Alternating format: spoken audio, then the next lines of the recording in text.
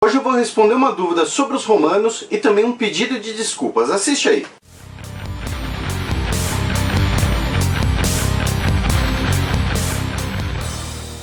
E aí pessoal, meu nome é Felipe Figueiredo, mais um vídeo xadrez verbal aqui no YouTube. Pois bem, antes de qualquer coisa, desculpem, não teve vídeo na terça-feira. Se vocês olharem no blog, também não teve atualização. Tava rolando uma mini reforma aqui em casa, tava tudo um caos, tá? Eu assumi um compromisso com vocês de ter vídeo toda terça, toda quinta. Vocês têm me dado apoio, comentado, curtido os vídeos, né? Eu tenho que retribuir esse compromisso e nessa semana não deu, enfim, me desculpem. Aí por conta disso, essa semana a gente só vai ter esse vídeo mais curtinho, ou seja, não vai ter aquele esquema de um vídeo mais curto, um vídeo mais longo. Semana que vem volta ao normal, eu prometo, vai ter vídeo na terça-feira, pode aparecer aí. Brigadão aí por todos os comentários no vídeo sobre história e cinema, que foi do filme Gladiador. Um amigo meu perguntou no Facebook por que o Cômodos recebeu o título de César, se César não era o imperador. Então, baseado nisso, eu decidi fazer esse vídeo com 5 títulos romanos, explicar um pouquinho o que eles significavam, palavras que decorreram deles, né, já que são termos em latim, ou seja, a base de vários idiomas, tá? Mas esse não é um vídeo sobre latim, sobre a língua latina, tá? Para isso, eu tenho uma grande recomendação que é Monty Python. How many Romans? Ite! Primeiro vamos falar dos reis de Roma. A cidade de Roma foi uma monarquia absolutista, né? O rei mandava, de 753 a.C. até 509 a.C. Seu primeiro rei teria sido Rômulo, né? Aquela figura lendária que teria sido amamentado por uma loba junto com seu irmão e fundou a cidade de Roma. E o título de rei em latim era Rex. Ele acumulava as funções de supremo sacerdote, supremo juiz, supremo executivo e supremo legislador. A palavra latina rex virou em italiano re, em francês roi e em espanhol e português rei. E também, como você já deve ter pensado, um tiranossauro. Depois veio César, que se escrevia assim, Caesar, que era o nome de família de Júlio César.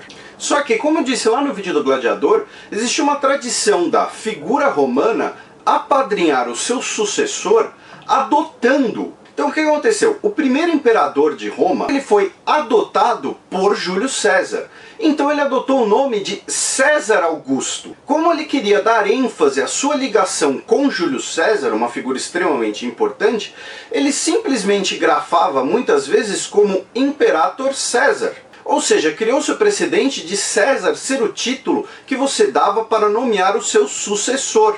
E a partir de 69 d.C. isso virou uma regra, ou seja, o César era a figura menor da linha sucessória, era o futuro herdeiro do trono.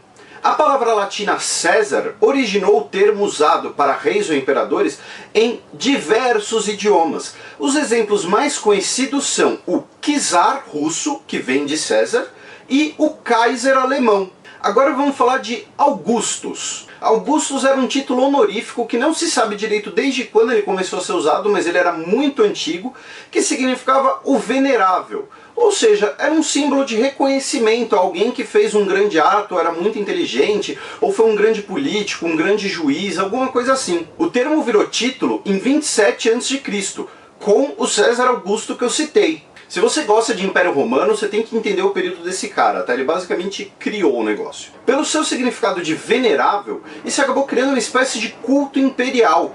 Ou seja, a partir desse momento, muitos imperadores eram cultuados como basicamente divindades, sejam vivos, sejam mortos. Ou seja, você fazia sacrifícios para um ex-imperador, né, que era só, sei lá, um ex-político, alguma coisa assim, como se ele tivesse poderes divinos, porque ele era Augusto.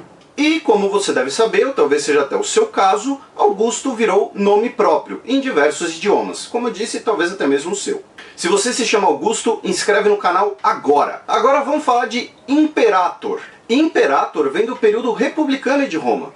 Parece esquisito, mas é porque era um título para uma vitória militar. Ou seja, se você era um comandante de tropas que teve uma grande vitória, você recebeu o título de Imperator, que era como se fosse comandante. Depois do estabelecimento do Império, como os imperadores romanos se viam como comandantes de todas as legiões romanas, eles se deram o título de Imperator, que era como se fosse o comandante, que é parecido com o termo comandante em chefe, que é usado hoje para a presidência da República no Brasil e nos Estados Unidos. Esse monopólio do comando militar, como eu também citei lá no vídeo do Gladiador, às vezes era desafiado por comandantes de regiões mais longínquas. Então, a partir de 14 depois de Cristo, a gente tem alguns registros de comandantes regionais que foram aclamados imperators pelas suas tropas. O que isso era? Era um ato de desafio, era uma rebelião contra o imperador de Roma, falando, olha, o nosso líder, o nosso chefe é esse cara aqui. Imperator virou em italiano imperatore, em francês empereur, em português imperador, e é um caso de palavra latina que originou sua palavra inglesa, que não é uma língua latina, emperor. E claro, dependendo da sua idade, do tipo de site que você frequenta, você sabe que imperator também é nome de uma pessoa. Por último, vamos falar de dominus. Dominus em latim significa senhor, mestre, e era bastante utilizado no que eles chamam de fase despótica do Império Romano, a partir de 284 d.C., quando o negócio já estava um pouco mais fragmentado e quem mandava era na base da porrada. Dominus, em português e em espanhol, acabou sendo abreviado para Dom. Ou seja, quando você fala Dom Pedro I, você está falando Senhor Pedro I, senhor no sentido de cara que manda. O feminino de Dominus era Domina.